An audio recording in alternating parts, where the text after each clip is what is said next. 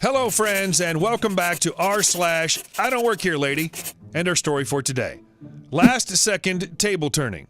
But before we start, I just want to thank everyone who supports the channel with comments, subscriptions, and likes. Thanks a lot. And let's get started. So, mobile, yada yada yada, adult language, parental discretion is advised. Also, trigger warning to those of a proper grammatical nature. So, I'm taking my kid shopping with me, like any normal parent would do. I'm somewhere between electronics and the toy department at the local LOL Mart.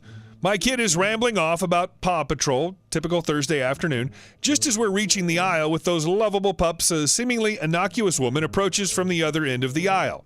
Woman is woman. M is me. Woman. After you're done helping that lost brat, I need you to get me a bike. Me. What? I'm a little stunned because I could have sworn she called my son a lost brat, but I gave her the benefit of the doubt for a moment. Woman.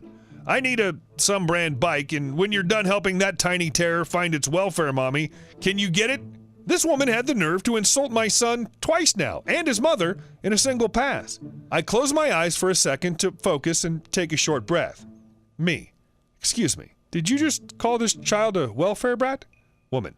I called him like I see him. Now hurry up, I need that bike, and that little monster's probably gonna break that toy anyway. I hope his parents are gonna just leave it for you guys to clean up. Angry dad mode has just engaged. You may disagree with what I'm about to do because I don't force my child to plug their ears. Me. Who in the F do you think you are? Looking at me like some GD before photo from a Slim Fast commercial trying to call my child a welfare brat? B, you're big enough to get the bike down your effing self. With a butt that big, I might suggest you get that bike and pedal down to the effing produce department and pick up a effing salad. Woman. What the hell did you just say to me? Me.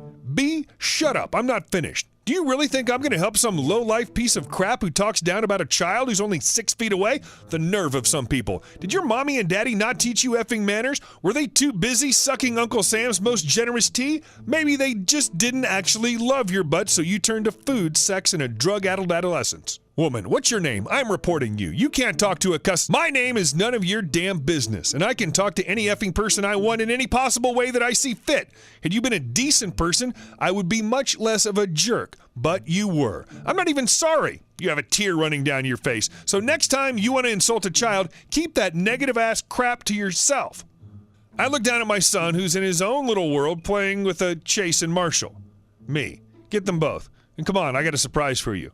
He shouts, "Yay!" He's 3. They do such adorable things. We walk another 10 feet over to the bicycles, and I see a call for help button. I poked it, and wouldn't you know, a person from automotive saw me and actually came over to help. I pointed out a bicycle matching the brand the lady mentioned, and he helped me get it down. Cue 4 or so minutes later as I'm rolling the bicycle to the front. Child and 2 stuffed dogs in tow. Woman. Now dragging an employee. That man, he's the one who refused to help me and called me fat. E. His tag said assistant manager. Excuse me, sir, did you call this lady fat? Me. Yes, sir, I did. Called her a few more names, too. W. I want his butt fired and arrested for kidnapping. E. Ma'am, I can't fire him. He's not an employee. W. Well, he stole my bicycle. Fire his butt and have him arrested. The woman then grabs the bicycle handlebar, almost bumping my kid's back. Me. What the F, woman? First you call me a welfare bastard, then you accuse me of kidnapping my own son, and now you're gonna actually steal my effing bike? She begins a short-lived, one-sided tug of war. I let go just as she makes a final pull. Obviously, she falls over. Woman. He just knocked me down. Are you going to do something? Effing minimum wage workers? Me. Look, sir, I'm just trying to leave the store. Here's my receipt. I paid for the bike and the toy dogs. This woman's been hounding me for 20 minutes, insulting me and my kid. I started embellishing a little. E takes my receipt and looks at it, then at the bike, and now at the very angry woman on the floor. E. Ma'am, that is his bike. It's paid for. I'm going to have to ask you to let go of it. This starts a back and forth between the two of them. I check my phone and bemusedly half listen. I'm not sure of what actually was said, but she mentioned assault and kidnapping a couple times. E eventually gets the bike in his hands and tells her we're all going up front. Just as we pass the self-checkout, he diverts her to his right and points toward the customer service desk, and as she hobbles that direction, he stops me dead in my tracks. E. Just go. I'm sorry you had to put up with that. I'm going to handle it from here. Have a good afternoon, sir. No idea what actually happened to her after I left? Don't really care, actually. Karen is shut down by my uniform. It was hot last week, 33 degrees Celsius, 91 degrees Fahrenheit, but it felt like 42 degrees Celsius, 108 Fahrenheit. I had some birthday party items to pick up for a work-related function. I was in my summer uniform, shirt, no jacket, and I went to Walmart because they've got a pretty decent party selection and fantastic AC. I found my way to the right section and chatted briefly with the sales associate, started gathering the supplies I needed and putting them in my cart.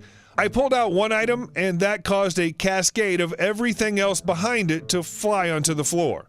My mother always taught me that if you make a mess, clean it up. So I squat down and start putting the stuff I spilled back on the shelf. Then, from over my right shoulder, I hear, ahem. I kept putting the stock back. Shame on me for not responding. I hear a voice that's somewhere between the caw of a crow and the rasp of a 30-year, 2-pack-a-day smoking habit. I'm talking to you. Stop stocking the shelves and tell me where the art supplies are. I turned my head, and there before me was a vision standing, 40-ish, with asymmetrical haircut, laden with gold-colored jewelry, colored because there were green marks around her neck, in a pink sports bra and short shorts made of this amazingly strong synthetic knit fiber. She obviously firmly believed one size does indeed fit all, but missed the part about it shouldn't. I said to this woman, one of God's own very special creations, I'm sorry, I'm Canadian, but I don't, you're a manager, tell me where the effing art supplies are. I rephrased, I don't work here, can't help you. She wanted to talk to my boss and threatened to call corporate to let them know their managers are lying about working there to avoid helping customers. Then she launched into a string of invective worthy of a longshoreman, so I stood up and turned to face her. She was struck dumb. Her mouth was moving, but no sound was coming out. She'd gone pale under her shoe leather tan. Now, to be fair, I was wearing a light blue shirt and dark gray dress pants, but it's my uniform that made the difference. I have a white-collar type of job. I'm the chaplain at a medium security prison, the chaplain for a group of World War II veterans, and the chaplain for a group of Afghan war veterans being treated for post-traumatic stress disorder, PTSD. This last group is the one I was shopping for. You know, you've been hanging around military veterans when cursing doesn't even faze you anymore, so there I was in my light blue shirt with my clerical collar. I asked her, "Do you kiss your children with that potty mouth?" Then I told her that corporate doesn't have a phone, but if she wanted to talk to my boss, she could do so directly on Sunday at the church just a few blocks away from the Walmart. By this time, her vocal cords had recovered, but the only sound coming out was a cross between a squeaky door hinge and a chicken that just laid an egg. I turned and pushed my cart down the aisle toward the checkout. The sales associate I spoke with earlier was just around the corner. Apparently, he came back to the aisle to see what the screeching was about and had seen the ending. He was doubled over with silent laughter holding his sides. All he could do was mouth, "Thank you." And I was off. A man on a mission. I don't work here. I live here. I had lived in a room for rent when this happened a few years ago. I had made some cheesecakes earlier that day, and it was about 9 p.m. when my housemates, all of which were up for some odd reason, were annoying me for cheesecake. So I got my butt out of bed, annoyed as I had to go somewhere early in the morning. I was cutting up the cheesecake and dishing it out when my roommate came screaming through the house. Not sure how to describe it, but she was clearly off. Maybe it was the fact she was accusing me of trying to murder her while I was cutting up cheesecake, or how she threw a clock at my head. Not the first time she went off. The oldest of my housemates ushered us all outside so my roommate could go 50 shades of crazy inside. She dialed 911. She told them what was going on, and shortly 2 cops showed up in a cop car. They asked us who was going nuts, and we pointed inside, which led to a rather strange moment with my roommate running outside yelling, "You'll never take me alive," before diving into a mud puddle as if it was a pool. The cops promptly picked her up and dragged her back inside. Did she think that was a pool? I asked, confused. Most likely. I love this cheesecake, said my housemate. I looked back at her. You still have it? I asked. You're holding the spoon still, she said, pointing. I noticed the spoon, having forgotten I was holding it, and started to eat the cheesecake off it. After a bite, the cops came back out, and one turned to me and said, "Are you her nurse?" What? I asked. Are you her nurse? She needs her med, said one cop. I stared at him. No, I live here, I replied. Are you sure? Said the cop. Pretty sure. Why do you think I'm a nurse? I asked. You're dressed like one. I looked at myself. I am wearing PJs. My hair's a mess. I have no shoes, and I'm licking a spoon. I'm clearly not a nurse. Please try the landlord. Thought you were. You look professional, said the cop before going to the landlord's office. I hushed my housemates to keep them from laughing, as I could see they wanted to. After a bit, paramedics came and took my roommates away to get meds. The cops then left. My landlord came out and stared at me. They asked me why the nurse was saying she wasn't a nurse. Okay, who's the nurse this time, she asked.